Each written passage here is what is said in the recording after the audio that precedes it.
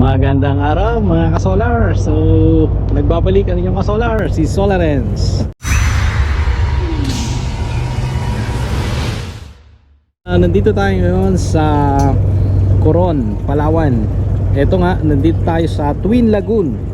At ang pinapakita ko ngayon ay dalawang yate. Okay? Yacht 1 and Yacht 2. Itong yate na ito ay natanaw ko lang mula dito sa boat, ano? At kung huhulaan ko yung kanyang wind turbine, yan ay nasa between 600 watts to 1000 watts. So meron din siyang solar panel at maaring dalawang 300 watts. Ayan. So self-sufficient. Meron siyang power, ano? Meron siyang power from renewable energy. Ayan, from wind power at saka solar power. Ayan. Samantalang ito, kung makikita ko, parang kaparehas lang nung windmill na itinayo ko, no? So yung windmill nito possible mga hanggang 400 watts lang yan, kasi masyado maliit yung blade. Ayan, or yung propeller.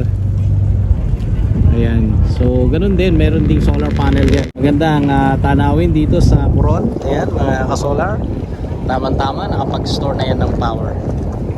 So tansya ko ang inverter nito nasa 6 kilowatts na off-grid. Ayan, so parang mas maliit itong isang yate. Ayan. Oh, say hi. Mga foreigner.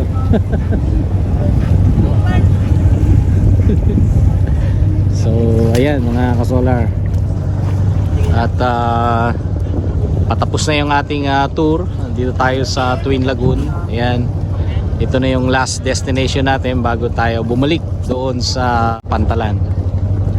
Ayan. So kaya tayo nandito mga ka-solar ay meron tayong inayos na solar setup na 16 kilowatts. Yan.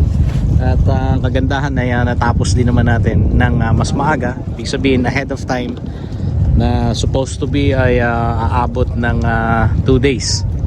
Pero sa kagandahan ng sistema, natapos natin ng half day only. Ayan. So hanggang dito na lang muna mga ka-solar. So bantayan ninyo ang mga susunod kong video. Maraming salamat sa panonood. At usap tayo sa susunod na video. Hanggang sa muli, ang inyong ka-solar, si Solarens.